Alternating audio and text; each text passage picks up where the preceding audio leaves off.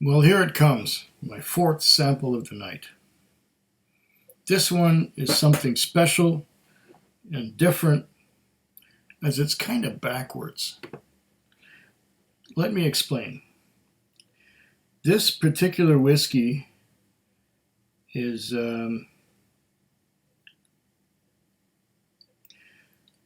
10 years in third fill sherry butt. Okay, fair enough. Then 18 months in first fill bourbon cask. Usually, it's 10 years in bourbon cask and finished in sherry for however long, a year or 18 months or whatever. But this Auchroisk, 11-year-old Auchroisk, bottled at 56.6% ABV, is non-chill filtered, not colored, 10 years in third fill sherry butt. Then 18 months in first fill bourbon cask. That is backwards. Backwards from every, I always, bourbon, 10-year-old, ex-bourbon, and then finished in a sherry cask. This is going to be an interesting little thing. Thank you, Tim. Thank you, Donner Pass Whiskey, for sending me this Old Malt Cask Auchroisk 11, bottled at 56.6% ABV.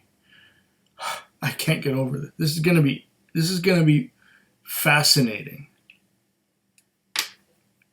I got some water and I got a spoon because at 56.6% alcohol by volume, it might require a little bit of water. But the character of this whiskey will be interesting nonetheless. Okay. Let's pour our little 2-ounce bottle here. This is my fourth sample of the night. The other three were from Catnap G. What were they exactly? I know that one was a mishmash blend, one was a bourbon blend, and before all of that, one was a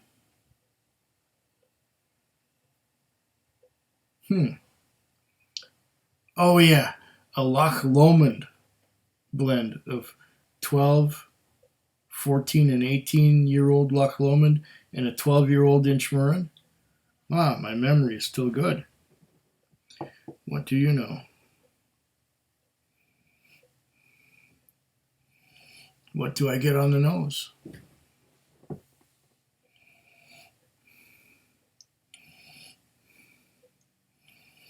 Maybe this needs to open up a little bit.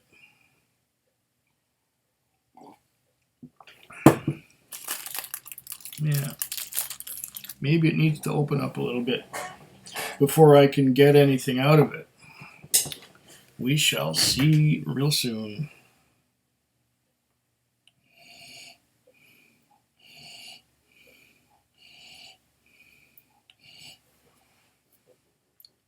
Third fill sherry. That would be a weak sherry.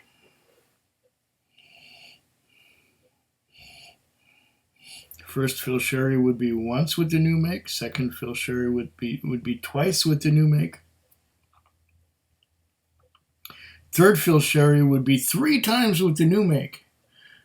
So you had the sherry, then 1, 2, 3 times filled with new make. I don't expect that there will be much sherry influence, even if it was in there for 10 years. Third fill sherry.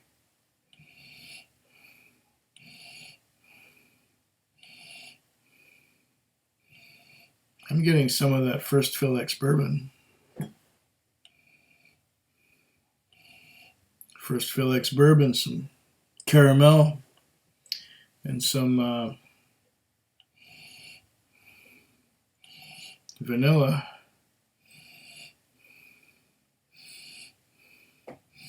Not getting much in the way of fruitiness. I'm not getting much on the nose at all, really, to be honest.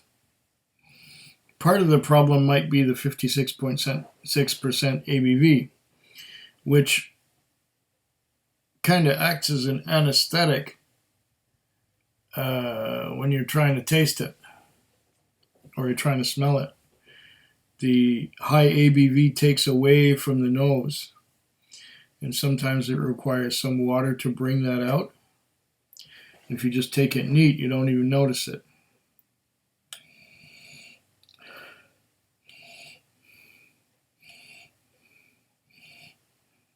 Yeah, I'm good till about 51, 52% with nosing.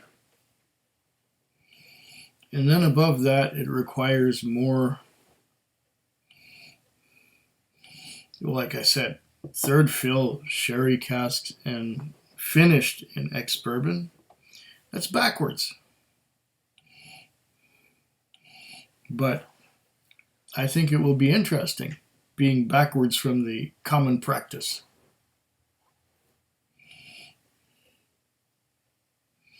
I'm going to taste this, taking a small sip gingerly.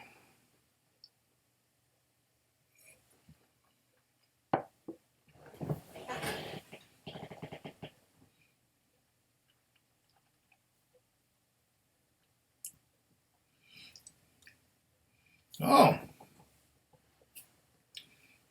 interesting. What comes out first is a bit of spice,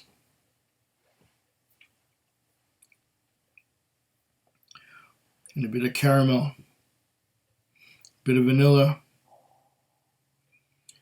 and underlying all of that is a kind of a sherry cask, kind of a fruitiness, but the fruitiness underlies it rather than overpowering it from the top. Wow.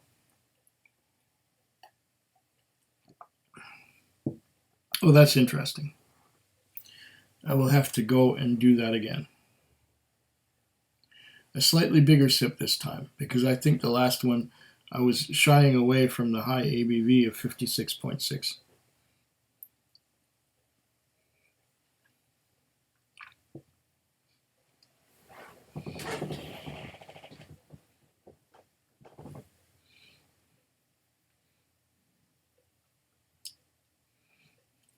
Huh.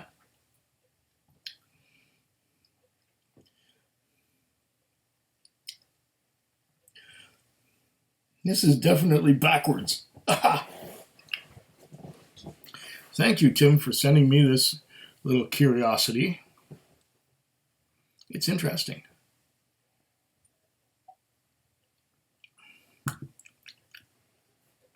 It's quite a bit different. It may take some getting used to. Kind of wish I had a whole bottle of this Auchroisk.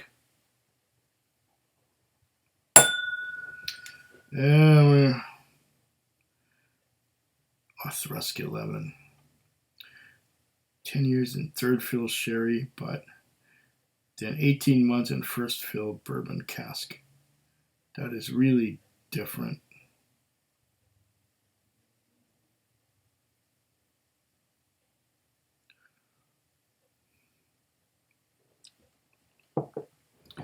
Totally different. Do that again.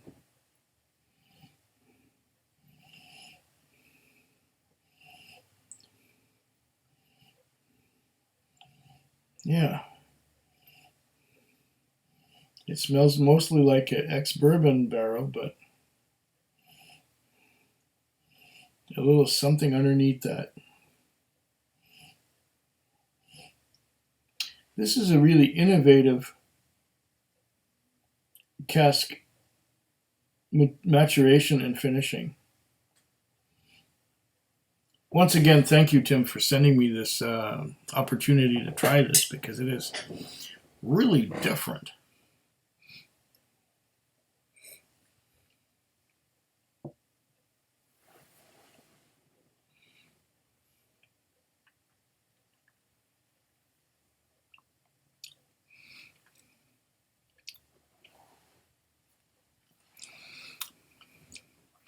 As it is straight up, I like it. I'm going to give it a little bit of water, see what that does to it.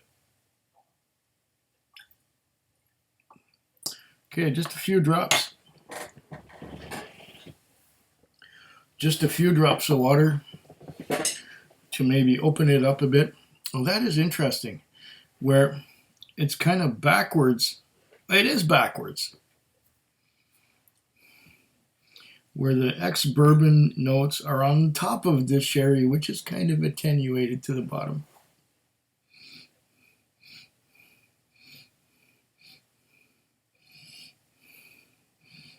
I'd like to see more whiskeys made this way. Or should I say, matured this way.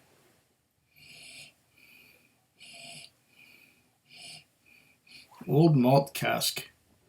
I may have to go seek out more releases from old malt cask because this is very interesting. Where did you get this, Tim? Was it from K&L? Or wine? What's the other one called? There's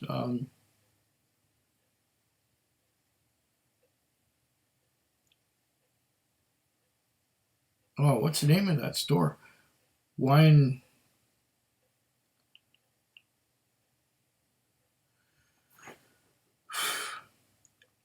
Why am I lost right now? It's not Wine and Beyond. That's the one in Alberta. Total Wine. Was this from Total Wine? Was this from K&L? Was this from some other little obscure shop in California? I'm curious. I'd really like to know. I know I can get a few old malt cask releases around here.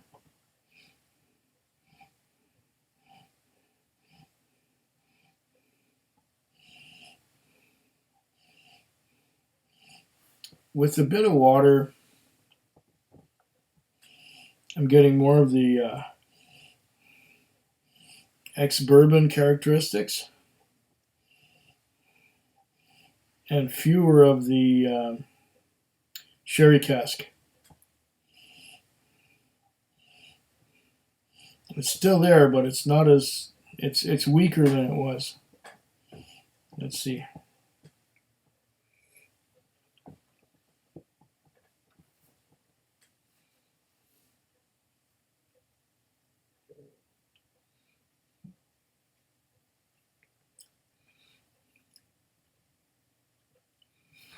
Yeah, the sherry, the third fill sherry is definitely there.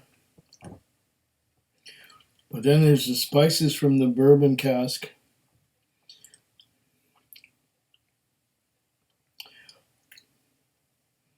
And the vanilla and the caramel. Fantastic whiskey. Who would have thought that something totally upside down and backwards would be so good? Very, very nice. Very nice. I like this. I like this quite a bit. And yeah. Slunch of a